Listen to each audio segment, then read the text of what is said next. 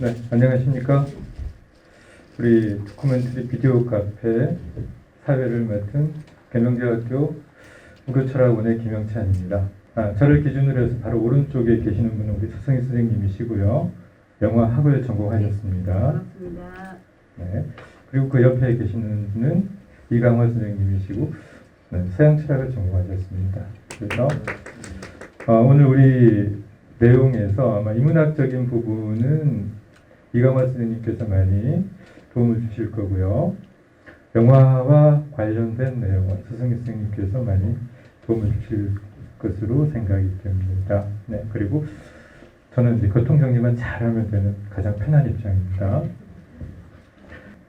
켄 로치라는 감독에 대해서 우리 조금 이해를 하고 진행을 하도록 하겠습니다. 네, 맞습니다. 제가 영화사에서 가장 존경하는 감독님 중에 한 분이십니다. 제가 영화를 시작한 이후로 사실은 영화사에서 가장 위대한 감독이고 가장 존경하는 감독이라고 생각하는 분 중에 한 분인 켄 로치 감독님의 영화를 구미에서 함께 보게 돼서 굉장히 영광으로 저는 생각을 합니다. 이 작품 같은 경우는 많은 분들이 아시겠지만 2016년 칸 영화제 황금 종려상을 받은 작품이에요.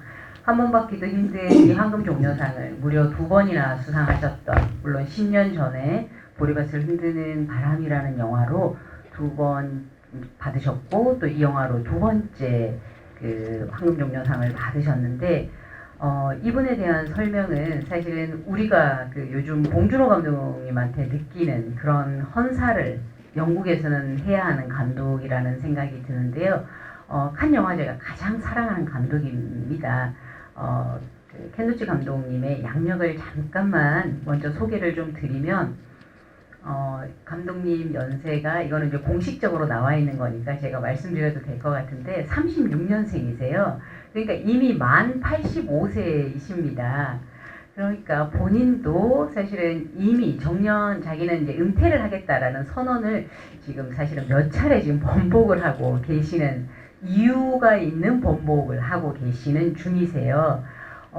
옥스퍼드 대학 법대죠. 예전에 이름은 조금 달랐더라고요. 그 법대를 다니시고 철강 노동자셨던 아버지 밑에서 법학을 공부해야 된다고 이제 이야기를 듣고 법 공부를 했는데 학교 다닐 때부터 이미 극을 만드는 것에 굉장히 호기심을 느껴서 학교에 다니다가 밤에는 나가서 극단 배우 생활을 조금 하셨다고 해요. 그런데 배우로는 정말 솔직히 큰 자질은 없었던 것 같아요. 그래서 그 극단에서 허드렛 일을 조금 돕다가 BBC에서 그 조연출을 양성하는 그런 과정에 1년 정도를 몸담게 되면서 방송과 인연이 맺게 됩니다. 그래서 연극계는 일찍 대학 다닐 때 극예술연구회에서 공부를 했지만 일찍 포기를 하고 바로 방송에 접하게 되면서 굉장히 유명한 방송 그 드라마 PD로 등극을 하는데 저희 세대만 해도 사실은 잘 모르는데 제트카라고 하는 그 우리나라에도 수입된 적이 있는, 이후에 한 10년 이후에 수입된 적이 있는 그 유명한 드라마를 찍었던 감독이기도 하고, 그리고 당시에 그 BBC가 굉장히 다큐멘터리, 그것도 사회 사실적인 풍의 다큐멘터리를 굉장히 그 도와주는 한 그런 방송국 경향 때문에 그 잘 나가던 PD였는데 영국도 서서히 그런 사회주의적인 색깔을 버리고 자본주의적인 색깔의 작품만을 선택을 하면서 점점 더 방송국에서 설 자리를 잃게 되면서 본인은 그 영역을 조금 더 넓힐 수도 있고, 그리고 자기 이야기를, 색깔을 완전히 드러낼 수 있는 영화 쪽으로 오시게 된 게, 첫 작품이 1967년에 있었던 그 푸어 카우라고 하는, 불쌍한 암소라고 하는, 우리나라에도 예전에 그 VHS 비디오 테이프로 많이 돌아다녔던 작품이에요. 그 푸어 카우라고 하는 작품으로 시작을 해서 1970년에 캐스라고 하는 작품을 보면 이제 그 정도가 되면 완전히 켄 로치 감독의 작품 세계가 이제 구축이 됩니다. 그 이후로 그의 필모는 50편 정도에 달하는 다큐멘터리와 그 극장에 상영되는 극영화를 만드셨어요. 그래서 한국에 수입돼서 정식으로 개봉된 영화는 20여 편에 이루고 있습니다. 한 영화제 황금 종려상은 모두 2편을 받았고요. 그리고 또 한 영화제 초청받은 작품은 1990년대 이후로 거의 매년 아니면 경연으로 만드셨는데 단 한 번도 빠지지 않고 칸 영화제에는 초청을 받은 칸이 사랑하는 감독으로 아주 유명한 감독입니다. 대단한 액션이나 큰 활동 같은 것들은 없는데 영화를 보시면 아시겠지만 긴장감을 놓지 않고 쭉 따라가게 만드는 연출력은 좀 상당히 뛰어난 것 같습니다. 이 부분에 대해서 간단하게 우리 한번 살펴봤고요.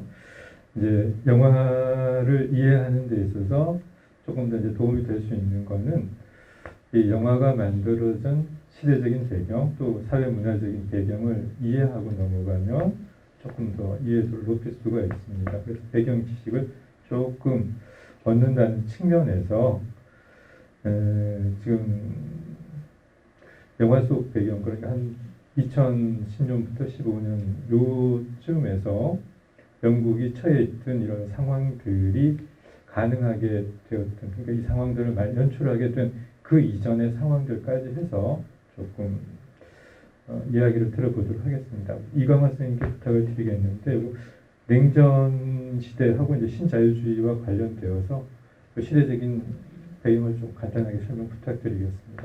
우리 아다시피 유럽에서 사회복지제도가 최초로 시행된 것은 독일의 비스마르크 시대입니다. 19세기 말에였죠.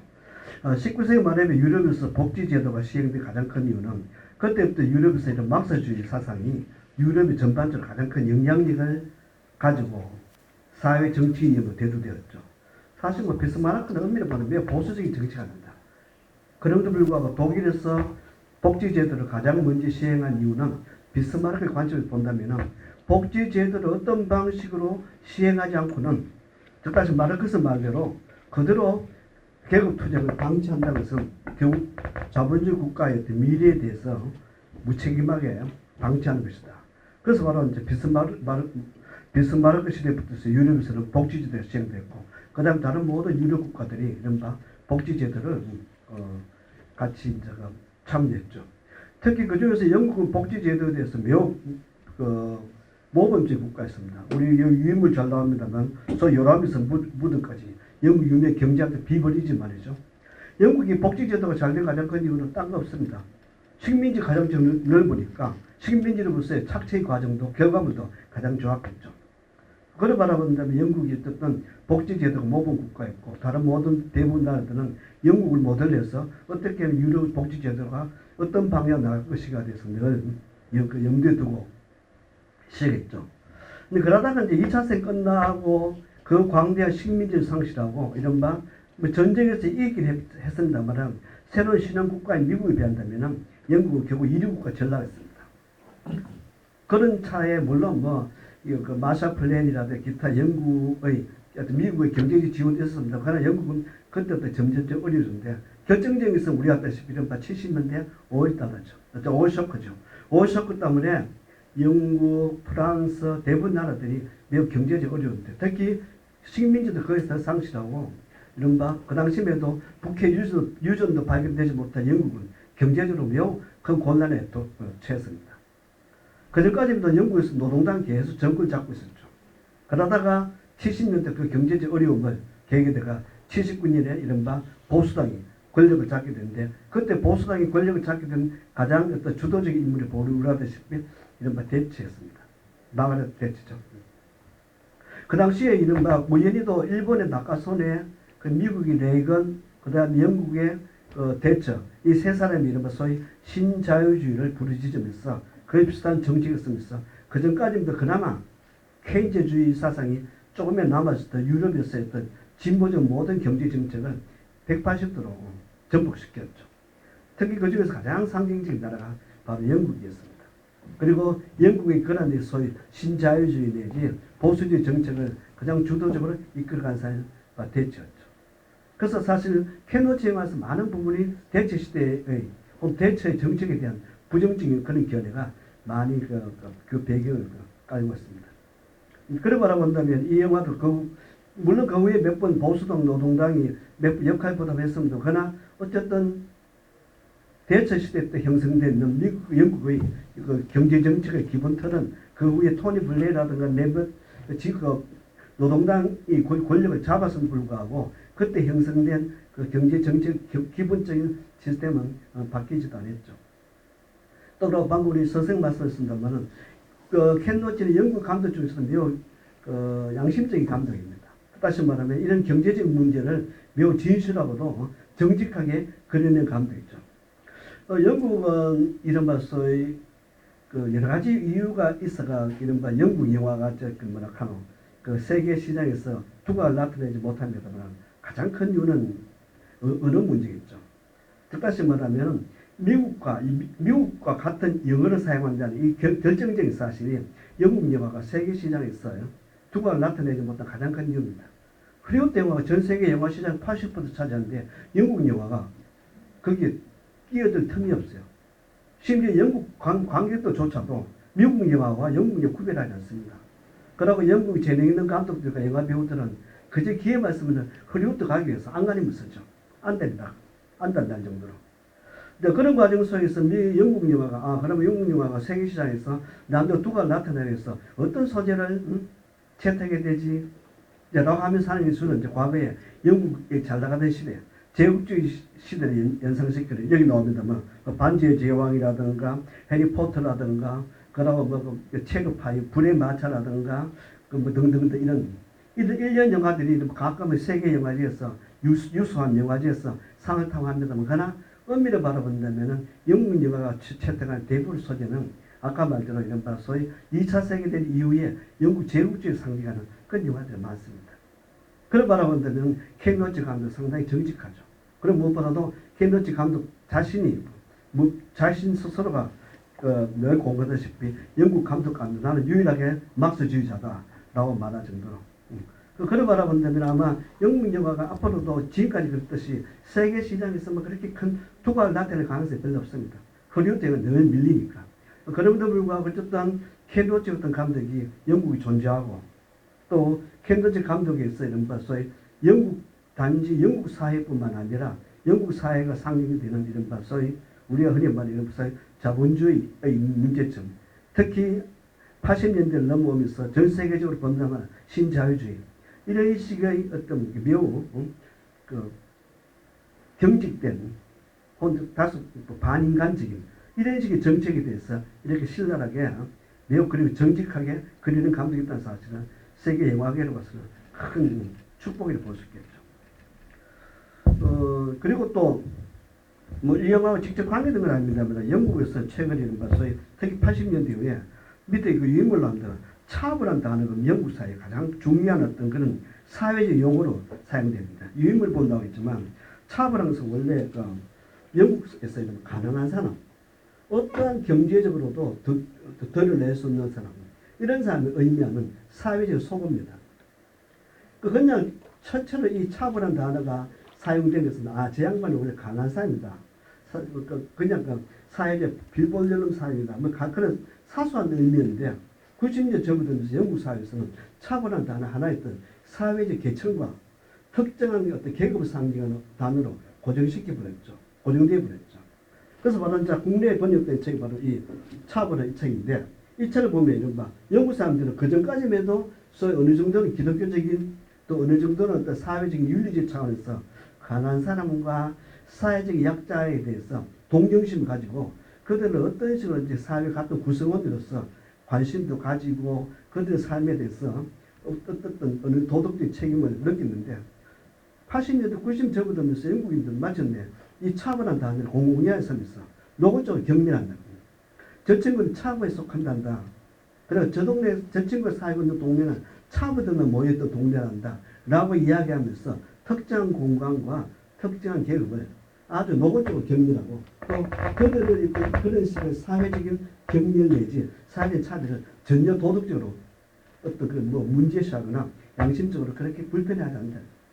그걸 바라본다면 이 차분한 이 제목이 영국식 잉여 유발 사건. 다시 말해 영국에서 모두 다 귀찮은 이제 잉여가 존재하는 뜻인데 이 차별에 대한 영국인들의 사고방식 변화야말로 바로 이 영화에서 나타난 이 다니엘에 대한 가장 일반적인 사고방식을 상징하지 않겠냐. 다시 말하면 이 영화에서 다니엘 블레이크라는 이 별로 배우지 못한 이 목사 아저씨야말로 바로 영국 사회에서 점점점 보편화되거나 차별한 단어를 상징하는 그런 어떤 인물 중 하나가 되겠느냐. 그런 바라본다면 우리 사회도 점점 그런 현상이 짙어져 가죠. 심화돼 갑니다. 그런 바라본다면 이 영화는 매우 보편적인 그런 주제를 공이 담고 있는 어떤 그런 사회적인 주제를 담고 있는 영화가 아닌가 그렇게 생각됩니다. 네, 감사합니다. 영화가 담고 있는 시대적인 배경이 냉전 시대하고 그다음 이제 신자유주의 경제 제도가 영국에서 자리 잡기 시작했던 배경에서부터 설명을 해주셨는데 혹시 우리 플로우에 있는 가장 젊은 친구 신자유주의 무슨 말인지 이해되나요? 괜찮아요. 되면 되고 안 되면 안 된다. 네. 고등학생이 앉아 있는데 용어가 좀 어려운 것 같아서 한번 물어봤습니다. 이게 영국이라는 나라가 산업혁명이 가장 먼저 일어난 나라죠. 그만큼 학문적으로 또 기술적으로 굉장히 앞서갔던 나라입니다. 지구상에서. 그러니까 2차 세계대전을 시작할 때까지만 하더라도 영국의 기술력은 미국과 독일을 앞지를 정도로 굉장히 뛰어났다고 그럽니다. 그런데 이제 2차 세계대전을 겪으면서 이제 자신들이 가지고 있던 학문적인 결과물과 기술적인 것들을 영국에서 미국에 넘겨줍니다. 왜 그렇게 되냐 하면 전쟁을 위해서 많은 물품들이 필요한데 영국은 그 당시 이런 것을 제조할 수 있는 능력이 없었습니다. 기술은 있는데 제조할 수 있는 공장 이런 것들이 없었기 때문에 미국에서 이제 이것들 제조할 수 있게끔 기술적인 것들을 모두 넘겨주고 나서 2차 세계대전이 끝나고 나니까 이제 승전국인 미국이 이런 기술들을 토대로 해서 비약적인 발전을 한 데 비해서 영국은 2차 세계대전에서 많은 피해를 입죠. 미국은 본토에 포탄 하나 안 떨어졌지만 그리고 또 많은 전쟁 비용을 끝나고 나서 부담해야 되는 그런 시기였고 이강화 선생님 말씀하신 것처럼 식민지를 다 잃어버리고 그래서 경제적으로 점점 이제 힘들어지는 상황이 전개가 됐고 그러다가 1980년대가 되면 우리나라도 IMF 경험했죠. 그 대영 제국이 IMF로부터 구제 금융을 받는 그런 지경까지 이르게 됩니다. 이런 과정 속에서 대처 수상이 들어서고 신자유주의 경제 제도가 굉장히 각광을 받게 됩니다. 그래서 신자유주의 하면은 아주 간단하게 표현하면 이거예요. 자유 경쟁을 통해서 경제가 지속되도록 한다. 자, 그래서 이 당시에 됐던 게 국유화되어 있던 모든 시설들이 다 민영화됩니다. 철도 민영화되고 의료 시설 민영화되고 관광, 전기, 수도 다 민영화가 됐습니다. 민영화가 되면 경쟁을 통해서 가격이 더 다운되고 좋은 서비스가 제공될 것이다라는 게 이 경제학자들 논리였는데 막상 뚜껑을 따고 보니까 질은 떨어지고 굉장히 비싼 서비스를 제공받는 이런 현상들이 지금 벌어지고 있는데 이 당시에 이제 역화가 지금까지 이렇게 남아 있고 이강원 선생님 말씀하신 것처럼 이제까지 없던 새로운 계층이 생기게 되는 거죠. 차별하고.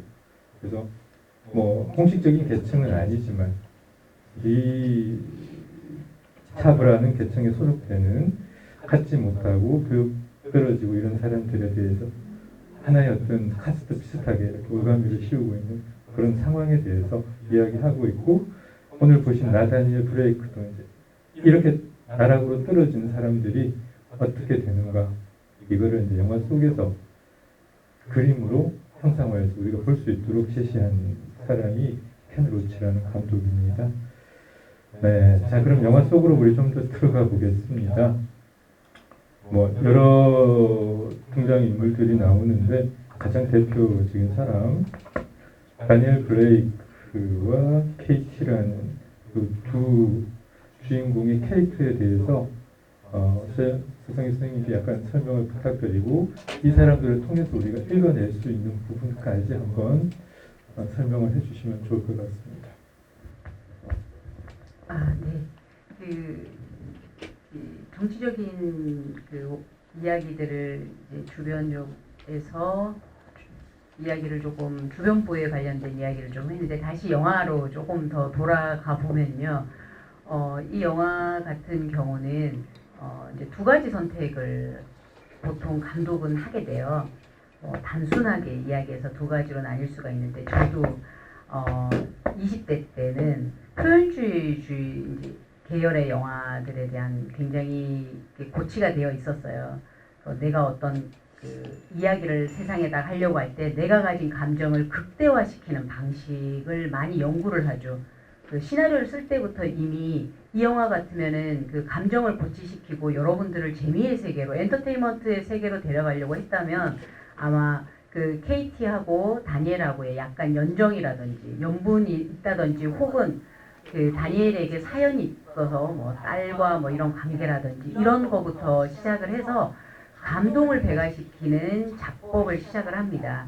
그리고 나서 음악을 거기다가 많이 넣고 그리고 형식주의, 표현주의라고 많이 이야기를 하는데요. 나타내는 그 촬영 기법이나 이런 것들을 굉장히 화려하고 커트를 많이 쪼개서 쓰는 방식의 연출법을 사용을 하게 됩니다. 그런데 그런 이야기들이 가지는 것은 사실은 결국은 허구가 아닌 것을 그러니까 사실이 아닌 것을 허구로 이야기하면서 사람들한테 허구임을 전혀 느끼지 못하게 하는 방식으로 연출을 하는 방식이거든요.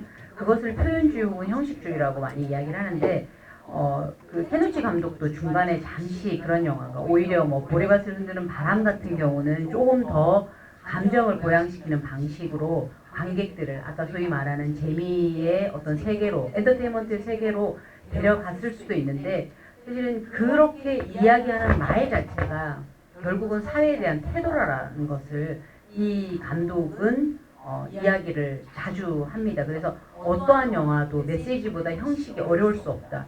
그래서 영화를 가장 직설적이고 단순하게 만드는 방식을 시나리오 때부터 그렇게 쓰는 거예요. 그 아까 잠깐 나온 그 식료품 나눠주는 쇼핑을 한다는 아주 인간적인 예의를 표현하는 말이죠. 쇼핑이라고 말을 하죠. 이제 무료로 주는 물건임에도 불구하고 거기가 이제 켄노치가 오랫동안 지원을 하는 그런 단체라고 해요. 실제로 그곳에서 지원을 오래 하면서 몇 년간을 탐구를 하면서 이렇게 살고 있는 사람들에 대한 조사를 통해서 있는 그대로를 보여주는 형식을 취하게 됩니다. 조금 거슬러 올라가면 켄노치 감독이 나이도 있으시니까 사실은 이탈리아의 네오리얼리즘의 영향을 받아서 그런 부분에 대해서 가장 영향을 많이 받은 게 배우 그리고 세팅 그리고 조명 쓰는 방식인데요. 특히 아까 이제 배우에 대한 이제 설명을 조금 요구를 하셔서 말씀을 드리면 이 영화도 좀 비슷한 얘기긴 한데 그 데이브 존스 혹은 이 여자 배우 케이티였던 헤일리 스코트 그 스콰이어 같은 경우 혹시 보신 적 있으세요? 저도 영화 전공자이지만 단 한 번도 본 적이 없습니다. 왜냐하면 이런 사실주의적인 감독 그리고 모든 그 사람들의 감정을 억지로 고양시키는 부분을 모두 다 배제하는 사실주의 계열의 감독들은 대부분이 진짜 배우들을 쓰지 않습니다. 가장 유명한 예 같은 경우는 실제로 그 빈민촌에 살고 있는 친구들을 캐스팅하는 방식이죠. 이 영화에서도 그 켄노치 감독이 쓰는 방식이 그 배우들을 이제 오디션을 보는 과정에서 뭐 보통 저희가 이제 오디션을 보러 가면 주로 어떤 방식을 쓰냐면은 뭐 대본을 주면서 쪽대본 주면서 막 이렇게 이제 이렇게 연기를 잘하는가 이걸 보거든요. 근데 켄노치 감독님은 지금까지도 그 50편 가까운 영화를 찍으면서 단 한 번도 실질적으로 이야기를 연기를 해보라고 하지 않는 거죠. 그러면서 물어보는 거죠. 천천히 당신의 아버지의 직업은 뭐였냐를 물어보는 거예요. 그래서 오늘 보신 오늘 나다니엘 브레이크에 나왔던 다니엘 브레이크 역의 그 데이브 존스의 아버지가 목수였고 나는 이런 성장 과정을 겪었고 그리고 중앙 그 런던 쪽에 이게 그래도 조금 잘 사는 수도권이 아니라 북유럽 쪽에 정말 그 탄광이 무너지면서 가난해진 지역에 가정 형편을 가지고 있다라고 이야기를 하고 물론 그 여배우도 마찬가지입니다. 헨리 스쿼어트 같은 경우도 저도 처음 보는 배우인데요. 그 배우 같은 경우도 오디션을 보면서 저런 상황에 처했던 경험들이 어느 정도 있어야지만 배우로 캐스팅하는 그런 과정을 이제 거치게 되는 거죠. 그런 배우들을 통해서 시나리오 전체를 주지 않고 항상 그 쪽대본이라고 하는 며칠 분량 혹은 그날 찍은 분량의 시나리오만 주면서 뭐가 제일 중요하냐면요. 실제로 내가 정말로 그렇게 굶었을 때 혹은 그 생리대를 슈퍼에서 훔칠지 말지를 고민했을 때 그 눈빛을 찍는 거죠. 너라면 당신이라면 이 경험치가 있는 배우에게 시키고 싶어 하는 거죠. 그 경험치가 없는 배우들은 자신의 배우가 될 자격이 없다라고 생각하시는 거예요. 사실주의를 지향하는 감독이기 때문에. 그래서 이 두 배우를 굉장히 이 고통을 모두 다 아는 전문 배우가 아닌 비상업적인 배우 계열에서 스탠딩 코미디언이셨거든요. 이 데이브 존슨이라고 하는 사람은 그렇다는 얘기는 결국은 빈민들과 함께 웃으면서 그 삼류 극장촌에서 이렇게 우스갯소리를 하면서 돈을 벌고 생계를 유지해 나가시는 그런 분들의 그 연기가 정말로 우리가 그런 사람들인 것처럼 그 상황을 그대로 연기하도록 했고 그리고 다니고 있는 장소나 이런 것들이 이미 그 감독이 모두 다 오랜 시간 몇 년에 걸쳐서 취재한 그 장소에서 실제 있는 그대로를 찍으시는 방식 그리고 이야기를 그 스토리상 뭐 감동을 주기 위해서 혹은 음악 사용을 지나치게 해서 음악을 지나치게 사용한다는 것 자체가 저희 감정을 이렇게 고조시키는 거거든요. 이제 그런 것이 일반 관객들한테는 재미라는 요소, 엔터테인먼트 요소로 들어갈 수 있지만 그런 것을 철저히 감정을 차단시킵니다. 있는 그대로의 상황을 보여주면서 이 상황에 대한 자각을 관객들 스스로가 할 수 있는 그런 영화를 지향하는 감독이라고 이야기할 수 있을 것 같습니다. 네.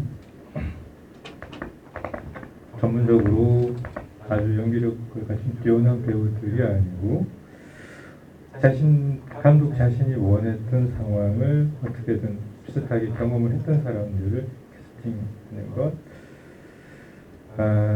영화를 보시면 좀 다큐멘터리 같은 느낌이 드셨을 겁니다. 아마 이런 게 감독의 의도와 맞물려 있을 것 같습니다. 다니엘이라는 사람이 주변에 같이 생활한다면 어떨까요?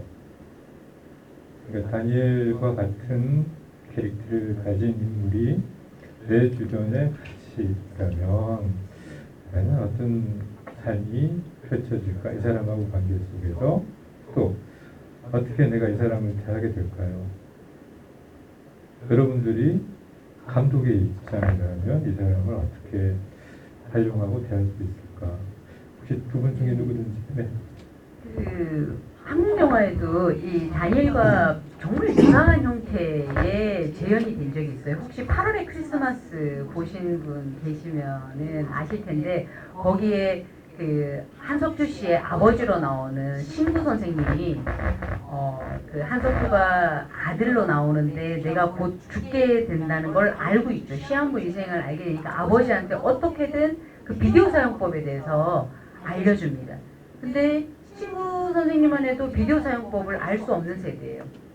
그러니까 아무리 얘기해도 못 알아듣는 거예요. 그래서 아버지는 이것도 몰라요 하면서 뛰쳐나가는데 그때 아마 정말 많은 분들이 눈물을 많이 흘리셨을 거예요. 저도 저희 아버지가 그 비디오 작동법을 정말 정확하게 잘 모르셨거든요. 다니엘하고 이런 상황이셨다면 저희 아버지도 다니엘과 똑같은 상황에서 아마 사회에 소외되어서 어떤 일을 당하셨을지 상상하기 힘들죠. 마우스를 당연히 모니터에다 갖다 대라고 하니까 당연히 모니터에다 갖다 대는 그 상황은 저희 윗세대에서는 너무 당연한 연필 세대가 가질 수밖에 없는 그런 세대인데 여기 앉아 계시는 대부분의 세대나 우리 저기 앉아 있는 젊은 친구를 제외하고는 저만 해도 디지털 세대가 아니에요. 저희는 저런 이제 지금 20대 정도 세대가 생득적인 세대죠. 태어나면서부터 디지털이 있기 때문에 저희보다 훨씬 디지털을 빠르게 돼야지만 저희는 사실은 공부하는 세대이기 때문에 공부할 기회를 놓친 것이 곧 세상에서 완전히 도태되는 것인가에 대한 질문도 이 영화가 하고 있다고 생각이 됩니다. 지금 좀 다른 관점에서 이야기를 하고 싶은데 1990년대 후반기에 영국에서 유달리 이른바 노동 영화라 해야 되나? 어떤 그런 영화들이 많이 만들어졌습니다. 예를 들면은 연도별로 본다면은 프리스터, 그 다음에 브리스트 오프, 풀몬티, 레이닝스톤, 빌 엘리어트. 그리고 이런 대부분 영화들의 배경이 탄광 아니면 영국 사회의 가장 경제적으로 낙후된 지역이죠.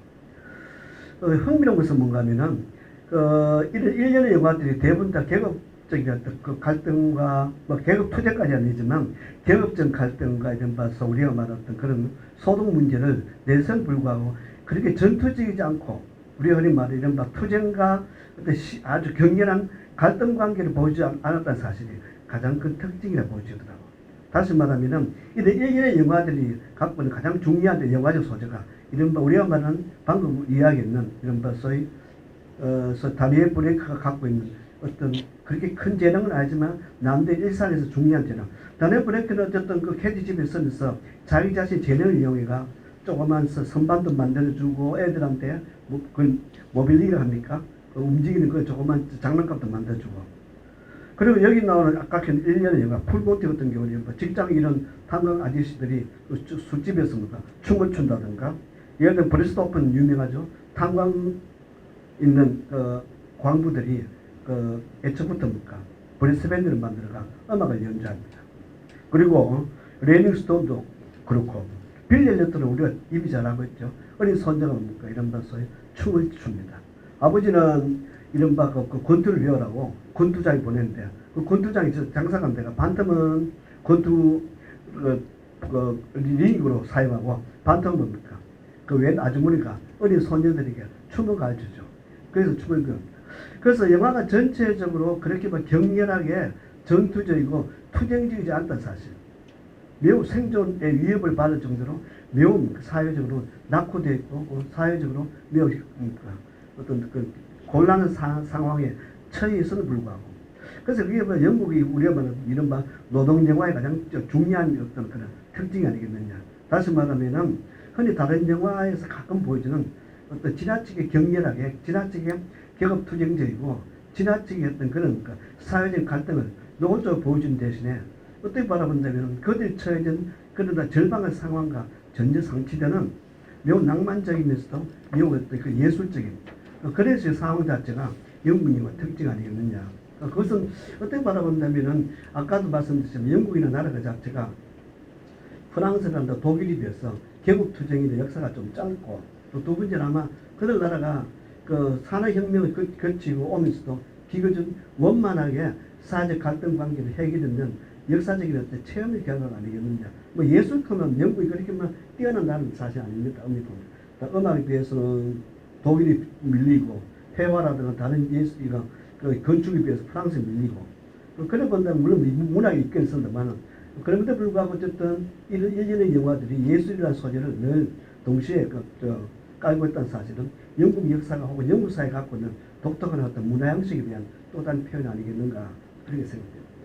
이게 제가 조금만 더 부연 설명을 드리면 켄 로치 감독이 그 칸 영화제에서 인터뷰할 때도 그랬고 수상 소감을 이제 황금 종려상을 받았으니 모든 스포트라이트를 받으면서 했던 것도 지금 영화 선생님이 말씀하신 것과 일맥 좀 상통하는 부분이 있는데요.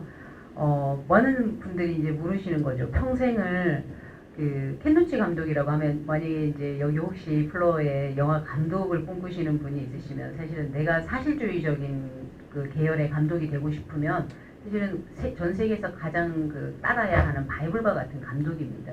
다시 말해서 봉준호 감독님이 칸과 아카데미상 2개를 동시에 석권하면서 가장 높은 칭송을 받았던 게 당신은 하나의 장르가 되었다라는 칭송이었거든요. 근데 이전에 이 켄 로치 감독 같은 경우는 이런 사실주의 영화 계열에서 당신은 하나의 스타일이다. 그러니까 이런 사회주의적인 계열의 영화를 찍으려고 하면 넘어서야 하는 벽이, 그리고 그 스타일을 구축한 사람이 세계 영화사에서 켄 로치 감독의 입지입니다. 가장 공고한 이런 스타일을 만들었는데, 아까 잠깐 말씀하신 레이닝스톤이나 이런 켄 로치 감독의 일련의 작품들 세계를 보면은 이제 굉장히 그 자신이 드러내고 있는 정치색을 그대로 내고 있죠. 노동당 소속이고, 그리고 나는 좌파다라는 거를 서슴없이 이야기를 하세요. 그래서 사람들이 많이 묻죠. 당신의 영화가 그러면은 세상을 변화시킬 것이라고 당신은 믿고 있냐고. 어떤 태도를, 아니 어떻게 해야 되겠냐고 물으면, 그럴 때마다 감독님은 항상 말씀하시는 게, 나는 영화가 이 세상을 혁명을 일으킬 것이라고 결코 생각지 않는다라고 이야기를 합니다. 그렇지만 내 영화가 지니고 있는 이 태도가 세상 사람들에게, 특히 힘든 사람들한테 이거는 네 탓이 아니야, 당신의 탓이 아니고, 그리고 이 세상에는 분명히 아직은 희망이 있어 라는 메시지를 전달하는 것이 자기가 영화가 가지고 있는, 그리고 자신이 이 세상에서 영화를 찍는 그 태도의 기준이다 라고 이야기를 하셔서, 아마 아까 말씀하신 것에서 어떤 그 급진적인, 그리고 약간 폭력적인 전복을 꿈꾸는 그런 영화와는 궤를 분명히 달리하는 사실주의의 스타일을 또 만들어냈다라는 생각이 듭니다. 네, 서성희 선생님 자료 중에 제일 위에 보면 타이틀이 내 잘못이 아니야 이렇게 적어 놓으셨는데, 아마 이 내용을 말씀하시는 것 같습니다. 방금 감독이 이야기하고 싶었던 것 핵심적인 게, 게이티한테 그 이야기할 때 다니엘이 막 급하게 약간 먹는 장면 보고 스스로 죄책감을 느낄 때, 이게 네 잘못은 아니다. 그러니까 본인에게 어떤 죄의식을 가지고서 그 가난에 몰입하지 않고 어떤 사회적인 조편성을 먼저 이야기하려고 했던 부분을 아마 다시 이렇게 말씀을 하셨는데, 저도 제일 궁금했던 게 그것 중에 하나입니다. 여기 수상 소감에서 과연 다른 세상이 가능할까, 이런 예술 작품을 통해서. 이 질문에 대해서는 뭐 여러 가지 의견이 있겠습니다만, 일단 오늘은 가능할까요, 이광호 선생님? 예술 작품을 통해서 사회 변혁이? 뭐 보는 사람마다 다르겠지만, 어쨌든 예술 작품 자체가 혁명과 변화를 위한 도구로 사회적인 결국 바람직하지 않다. 다시 말하면은 사회 변혁을 위해서 어떤 도구로 사용하기까지는 가능할지 모르겠지만, 그것이 진정하게 어떤 우리가 말하던 혁명과 변화한 사회를 변화를 위해서 어떤 다른 어떤 우리가 말하던 과격하다든가 그런 차원으로 나가는 것은 원래 예술이 존재해야 되는 어떤 의미에서 좀 벗어난 것이 아니겠는가. 제가 잠깐 말씀을 좀 드리면, 아까 차후 세대에 대해서 잠깐 말씀하셨는데, 이 영화가 이제 나타내고 있는 사람들에 대한 태도가 총 3가지 부류로 나옵니다. 첫 번째가 이제 이런 디지털 세대에 뒤처진, 소위 말하는 저희도 지금 새로운 세대가 맡고 있는 노년 세대입니다. 사회가 노년 세대에 대한 부담을 갖기 시작하는 것이 사실은 비단 지금 영국뿐만이 아니죠. 한국 사회도 여론을 어떻게 형성하느냐에 따라서 노년 세대가 정말 우리 삶의 토대가 되었던 세대라는 인식으로 갈지, 혹은 정말 젊은 세대한테 부담만 주는, 정말 좀 솔직히 좀 없어져 주셨으면 하는 그런 잔인한 이야기를 하게 되는 세대가 될지는 우리가 어떤 태도를 가져야 하느냐의 문제라고 생각을 합니다. 그래서 2014년에 이 감독님께서 나는 이제 은퇴를 하겠다. 그때 83세이셨거든요. 그러니까 그 80대가 되면서 은퇴를 하셨음에도 다시 복귀를 한 이유가, 이전 30몇 편의 그 전에 찍었던 영화들 같은 경우는 주로 젊은 세대의 이야기들을 많이 하셨어요. 그 세대에 살기 힘든 그 청년들의 이야기나 아니면 젊은 가장들의 이야기를 했는데, 그 본인이 신자유주의가 이제 어느 정점에 들었으면서 정말로 새로운 그 그 차부 계층이라고 하면 또 다른 차부 계층이라고 할 수 있는 정말 노년 계층이 이 사회에서 완전히 예전에 그 부귀 영화를 이루었던 토대가 되었다라고 존경받는 세대가 아니라 완전히 잉여 세대로 남는 것을 보고 이 이야기를 나는 꼭 한 번은 하고 가야 되겠다라고 생각해서 아마 그 켄 로치 감독님의 영화 전체를 통틀어서도 가장 연령대가 높은 주인공일 겁니다. 연령상으로 보면 만 58세 정도 되는 주인공이에요. 나다니엘 브레이크 죄송합니다. 다니엘 브레이크가 만 58세 정도 되는 나이입니다. 여러분들도 58세에 내가 어떤 그 인식을 받으면 혹은 나는 나 자신을 어떻게 생각할지 한번 상상을 해보십시오. 굉장히 기로에 서 있는 세대인 거죠. 그 세대가 사실은 빠른 속도로 디지털 세대로 편입되지 못했을 때 어떤 상황을 겪게 될지에 대한 한 세대가 있고요. 이 영화에서 그리는 두 번째 세대가 바로 KT로 대변되는 자본주의사에서 한 번의 실패, 연달아 두 번의 실패를 한 사람들은 어떻게 구제될 수 있는가예요. 여러분 한국 사회에서 그 기생충에서 나오는 두 번의 실패가 있죠. 첫 번째가 카스테라 사업을 하다 한 번 망합니다. 대만 카스테라 체인점 한 번 망하고, 그리고 두 번째가 치킨집입니다. 치킨집 두 번이면 한국 사회에서 그렇게 자영업, 프랜차이즈 자영업 두 번을 딱 하다 망하면 다시 올라설 수 있을까요? 그 올라설 수는 있어. 다니엘은 너는 할 수 있어라고 이야기를 해요. 너는 할 수 있어라고 하면서 그 희망이 바로 교육이고 너에게는 책장이야 라는 말을 하는 거죠. 그렇게 책장을 만들어주는 힘이 나라가, 정부가 해줘야 하는데 치킨집 한번 망하고 대만 카스테라 망한 거와 거의 비슷한 형태로 KT가 어린 나이에 그 미혼모가 된 거예요. 그리고 이혼을 하게 돼요. 그 두 번의 실패에서 자본주의사에서 다시는 올라설 수 없다? 너무 잔인하지 않느냐는 거죠.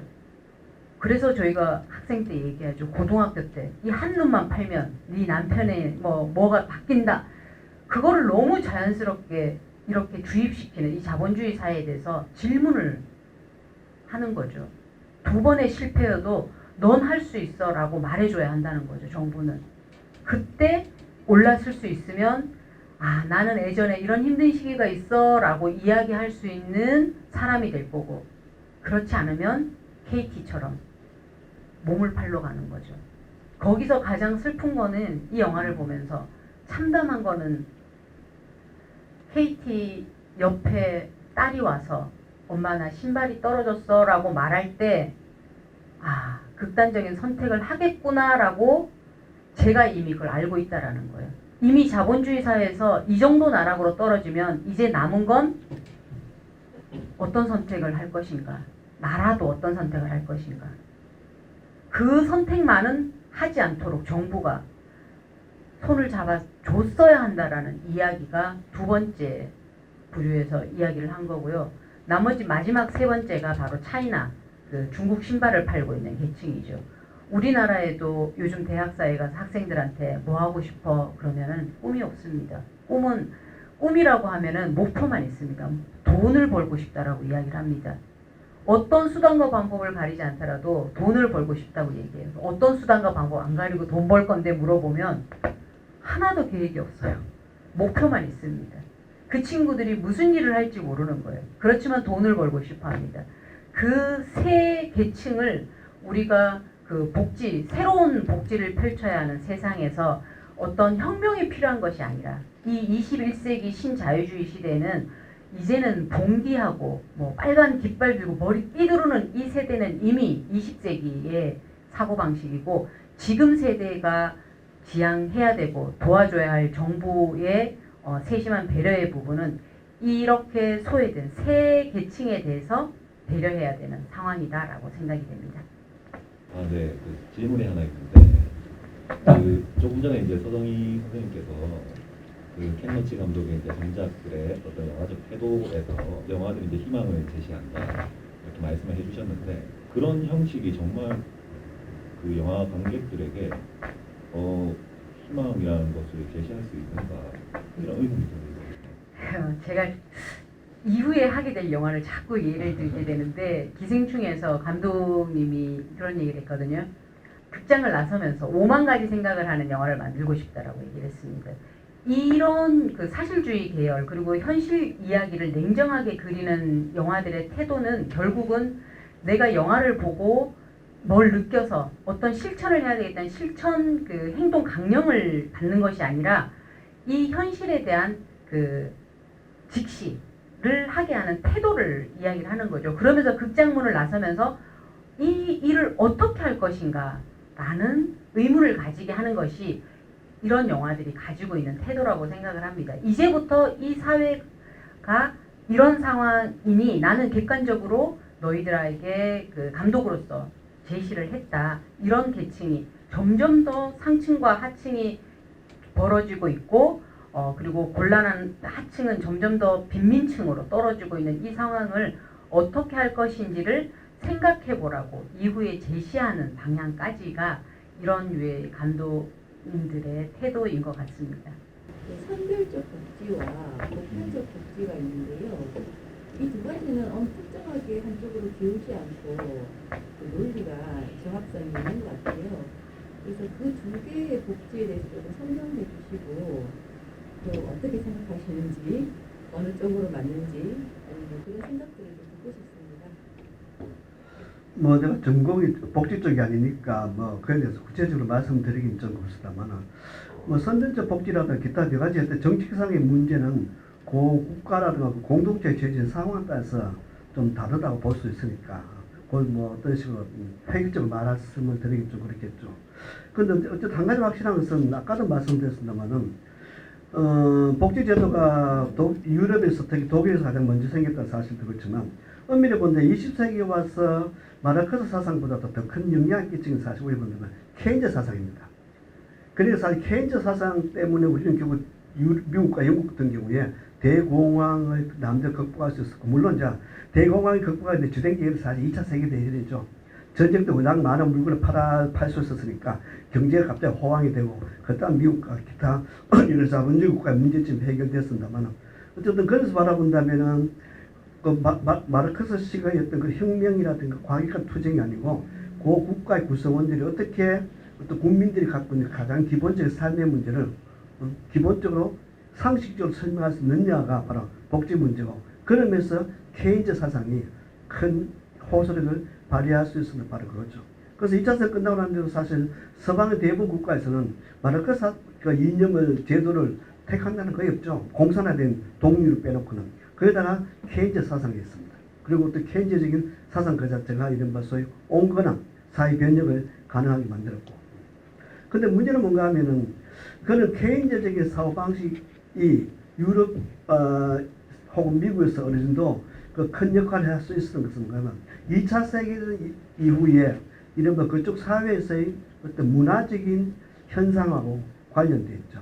어쨌든 유럽에서 대부분 국가들이 2차 세계 끝나고는 물론 이제 그 미국의 어떤 뭐 마샬 플랜이라든가 경제적인 지원도 있었습니다만 어쨌든 그 케인즈의 사상 그 자체가 유럽의 대부분 서유럽에서 했던 그런 식의 어떤 정치 경제의 어떤 그런 정책에서의 중요한 인문적 토대가 됐습니다.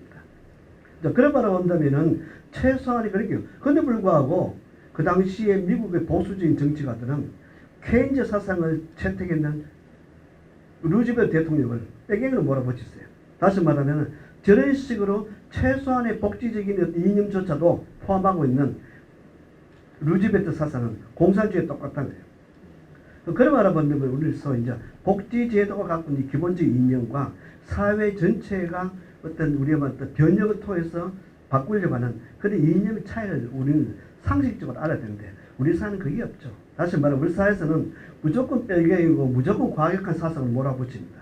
다시 말하면 2차 세계대전 이후에 유럽이 경제적 발전할 수 있는 가장 큰 토대가 바로 아까 이야기한 케인즈 사상이고 또 그런 케인즈 사상 자체가 2차 세계 끝나고 유럽이 문화적으로 발전할 수 있었던 가장 대표적인 어떤 그런 사상적 토대였죠. 또 그러고 우리가 예술이 한 사회를 변화시킬 수 있는 것이 얼마나 큰 힘을 발휘할까에 대해서는 많은 사람들이 회의를 가질 수 있지만 그 한 가지 확실한 것은 똑같은 비판 이론에 속한 그 사상가라도 아도로노 같은 경우는 예를 들어 대중영화에서 매우 부정적이었죠. 특히 영화 되게 싫어했습니다. 아도로노. 그에 비해서 영화에서 매우 긍정적인 사람이 바로 우리가 아시다시피 베냐민이었고, 특히 그람시 같은 경우는 이른바 헤게모니를 주장하면서 결국 우리는 혁명이라든가 과격한 방법으로 한 사회를 변혁시킬 수 없다면 우리가 마지막으로 사용할 수 있는 유일한 도구는 문화적 차원에서의 어떤 표현 방식이다. 그러니까 한 사회가 갖고 있는 국가 권력, 지배층, 한 사회가 갖고 있는 모든 것을 쥐고 있는 그 사회 지배층들과 그 밑에서 이른바 어떤 방식인지 예속돼 있거나 그들에 의해서 삶이 늘 위협받는 사람이 마지막으로 그 두 계층이 마지막에 마주칠 수 있는 것은 바로 문화와 예술이라는 것이죠. 그런 바라보는데 우리는 예를 들면 기생충이라든가 이런 일련의 영화, 나다니엘 브레이크 이런 영화가 그냥 영화관에서 한 2시간 정도 영화를 보고 관객들이 나오는 관객들에게 잠시 감동을 줄지 모르지만 그러나 그남식 말을 한다면 이것이야말로 바로 가장 중요한 투쟁이 벌어지는 소위 헤게모니 공간이라는 것이죠. 그게 물론 당장 이루어지지는 않겠죠. 그걸 바라본다면 한국 영화가 어쨌든 90년대 이후에 여러 가지 면에서 발전하고 특히 한국 영화를 이끌어가는 대부분의 우리 국제영화제에서 두각을 나타내거나 한국 영화 명성을 올린 대부분의 감독들이 우리 엄마는 다소 의식이 있는 우리 엄마 또 진보적인 감독이라는 사실은 그리고 또 그들에 의해서 한국 영화와 한국 사회에 대한 또 다른 시선이 가능하다는 사실은 결국 우리는 서서히 그동안에 외부의 어떤 상황에도 불구하고 한국 영화를 바라보는 시선 그 자체가 아까 말한 헤게모니의 관점에서 서서히 변하게 되었고 심지어 그걸 부정적으로 바라보는 사람조차도 그런 시선에 나중에 결국 같이 동참하게 된다는 것이죠. 그래서 저는 그래서 합니다. 물론 국가에서 어떤 방식으로 예를 들어 노인들에 대해서 어떤 금액을 지급한다든가 계층에 따라서 어떤 소득에 대한 어떤 그런 금전적 지원한다든가 이것도 중요합니다만 그러나 가장 중요한 어떤 한 사회 구성원들에 대한 변혁의 한 방법 중 하나가 있어요. 어떤 그런 문화적인 예술까지 아니더라도 문화적인 차원에서의 구성원들의 사고방식 변혁시키는 것. 그거는 아까부터 말씀드린 외국의 특히 2차 세계 이후에 유럽과 미국의 역사 자체가 잘 보여주고 또 최근에 한국의 문화 현상 자체가 그걸 잘 보여주고 또 무엇보다도 이런 식의 영향은 알게 모르게 우리 모두가 사회 변혁을 동참하게 만드는 그런 결과를 가져오지 않는다. 그렇게 생각합니다. 그 복지에 대해서 저도 복지를 잘 모르지만 이 영화에서 보여주는 복지만을 생각한다면 제 개인적인 경험을 저는 꼭 좀 얘기하고 싶었는데 저도 이제 직업이 들쑥날쑥한 예술인이기 때문에 저는 원래 이제 직업이 영화평론가예요. 그러니까는 어떤 단체에 소속된 적도 있고 아닌 적도 있고 그래서 그 돈을 받으러 간 적이 있었어요. 그런 경험들이 대체로 없었으면 좋겠습니다. 요즘 많이 나아졌는지 모르겠는데 1시간 반 가까운 시간 동안 앉아 있는데 정말 창피스러웠어요. 창피하다는 단어를 정말 오래간만에 떠올렸어요. 거기 앉아 있는 동안 마치 정말 내가 구걸하러 온 듯한 그런 느낌을 받았거든요. 그러면서 무슨 생각이 좀 드냐면요. 브로큰 윈도우라는 효과가 있죠. 왜 깨진 유리창에서는 사람들이 도둑질을 더 많이 하는 것처럼 사람들의 인식이 이것은 국가가 베푸는 시혜인 것처럼 계속 이야기를 함으로써 받으려고 하는 사람들이 마치 내가 일 안 하고 그냥 농땡이를 부렸거나 혹은 그냥 좀 나라돈이나 타고 쉬려고 하는 사람인 것처럼 느껴지게 만드는 그것이 오히려 더 나쁜 그런 사례를 남긴다는 생각이 좀 들어요. 그래서 정말로 필요한 사람들에게는 꼭 가야 한다. 그거를 이용하지 않아야 한다라는 그 사회적인 인식을 시키는 것이 훨씬 더 정부가 적극적으로 해야 할 일이지 마치 그거 받으러 중간에 이제 일자리가 잠시 공백이 이제 있는 사람들이 마치 그 돈 타서 좀 놀고 한 6개월 놀고 먹으려고 하는 사람인 것 같이 그렇게 대우하고 그리고 수치스럽게 만드는 그 일을 반복하는 것이 그런 사람들을 막는 것이 결코 아니라는 생각이 좀 들었습니다. 이 영화에서 결국 나다니엘 브레이크가 벽에다가 그거를 쓰기도 하고 마지막에 나는 모든 걸 포기하고 항소를 하겠다라고 선택하는 그것도 존엄성 때문이거든요. 아마 그런 경험을 한 번쯤 하신 분은 인간으로서 내가 여기까지 앉아 있어야 하는 창피를 아마 경험하셨을 텐데 그런 경험을 하지 않는 복지는 권리라고 생각하게끔 정부가 또 그렇게 좀 일을 해줬으면 한다는 생각이 이 영화를 보면서 더 들고요. 이 영화가 가진 힘이 바로 복지는 시혜가 아니고 권리다라는 그 이야기를 분명히 사람들한테 해주는 것 같습니다. 뭐 한 가지 영화입니다만 나다니엘 브레이크 이걸 하나를 놓고 뭐 여러 가지 관점에서 볼 수가 있습니다. 여기서도 보셨을 거예요. 철학을 전공하신 이강호 선생님하고 영화학을 전공하신 서성희 선생님하고 생각하고 말씀하시는 게 좀 다른 부분이 있었죠. 또 같이 철학을 전공했지만 제가 또 이강호 선생님하고 보는 부분이 조금 다른 부분도 있습니다. 그래서 이제 영화를 만들고 던져놓은 건 감독의 몫이지만 이것을 어떻게 해석하고 어떻게 적용할 것인가는 관객의 몫이기도 합니다. 네, 오늘 시간이 많이 지나서 아쉽겠지만 사회자가 원래 마이크 잡으면 깡패입니다. 여기서 마치도록 하고요. 혹시 이제 더 조금 의문이 있는 건 저희들 시리즈로 아직 3번 남아 있으니까 같이 참석해 주시고 또 같이 논의해 주시면 감사하겠습니다. 네, 오늘 참석해 주셔서 감사합니다. 수고하셨습니다.